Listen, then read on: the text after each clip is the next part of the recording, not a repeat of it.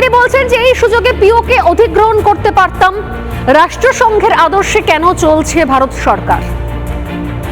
মমতা বন্দ্যোপাধ্যায় বলছেন যে এই সুযোগে নাকি পিওকেটা অধিগ্রহণ করে নেওয়া যেত, কিন্তু রাষ্ট্রসংঘের আদর্শে নাকি চলছে ভারত সরকার। মমতা বন্দ্যোপাধ্যায় ভুলে গেছেন, আমি মনে করে দিই মাননীয়া, দরজায় কেউ কড়া নাড়লে, খটখটালে তাদেরকে আপনি আশ্রয় দিতে বাধ্য, কারণ রাষ্ট্রসংঘের আদর্শে এমনই নাকি বলা রয়েছে।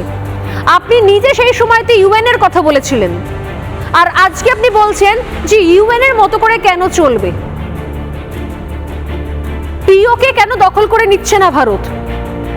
আপনার ভরসা কার উপরে রয়েছে, নরেন্দ্র মোদীর উপরে না ভারতীয় সেনাবাহিনীর উপরে? যদি ভারতীয় সেনাবাহিনীর উপরে থাকে তাহলে এটা ভারতীয় সেনাবাহিনীর সিদ্ধান্ত। অপারেশন সিঁদুর নামটাও ভারতীয় সেনাবাহিনীর দেওয়া, কোন কোন জায়গায় অ্যাটাক হবে সেটা ভারতীয় সেনাবাহিনীর সিদ্ধান্ত। কারণ আপনি হয়তো শোনেননি, গোটা দেশের মানুষ শুনেছেন যে প্রধানমন্ত্রী বলেছিলেন যে আমি সেনাবাহিনীকে খোলা ছুট দিলাম, অর্থাৎ ফ্রি হ্যান্ড, তারা যেটা ঠিক মনে করবে সেটাই করবে।